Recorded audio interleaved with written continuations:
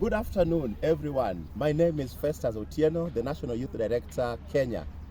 I'm so excited to once again bring us the situation as in Kenya during this year one conference. We really appreciate the support we've received from the national, the global office and the national office.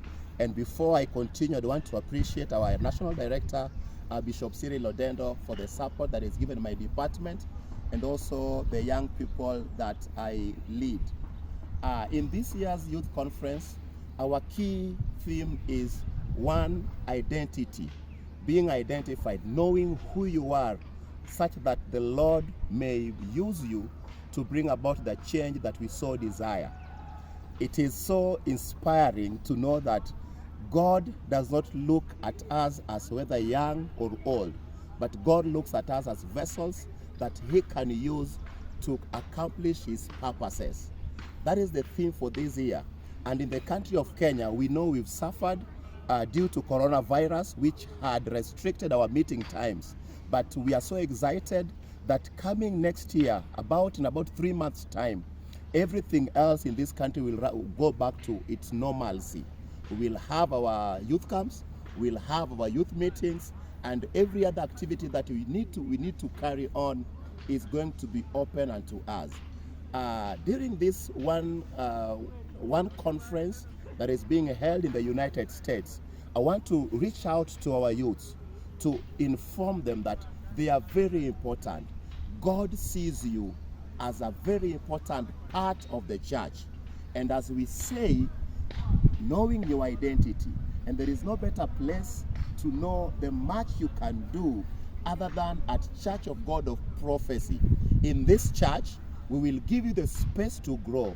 We will give you the space to exploit all your talents, after which you will be prepared with various trainings and you will become a minister. Not only ministering in the church, but ministering to the whole body of Christ. And therefore, as members from the Kenyan nation, we bring you good tidings, proclaiming that all is well in Kenya and the Kenyan youth are doing exploits. Within my sphere, we are giving the youth the space to grow. I have youths like Joshua Luande, who has been very much growing within the past 2 years. And today he's one of the people that perform train the other youth members and even the whole church at Church of God of Prophecy, JWC in Kisumu. We have other youth leaders that I may not mention now, but one thing we know that we are mentoring them to be the leaders of today. As they say, the leaders of today are being modeled now.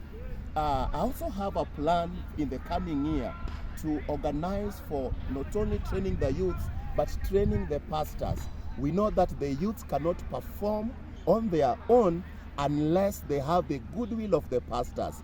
We are going to organize for dialogue sessions with the pastors to come up with the tools and structures that can help us develop the youth that we have in the church. All is well, and I believe that going forward, the Lord is going to be with us as He's always been, and we are going to see exploits coming forward. We also hope that in the coming year, we will revert back to the national meetings as it is, because this brings about the understanding amongst the youth. It brings about the community function that really encourage our youth to look forward to. This is the call I have for this year, that you're going to be united to do exploits as the Lord leads us. Thank you so much, and we hope to see you in the coming period. God bless you.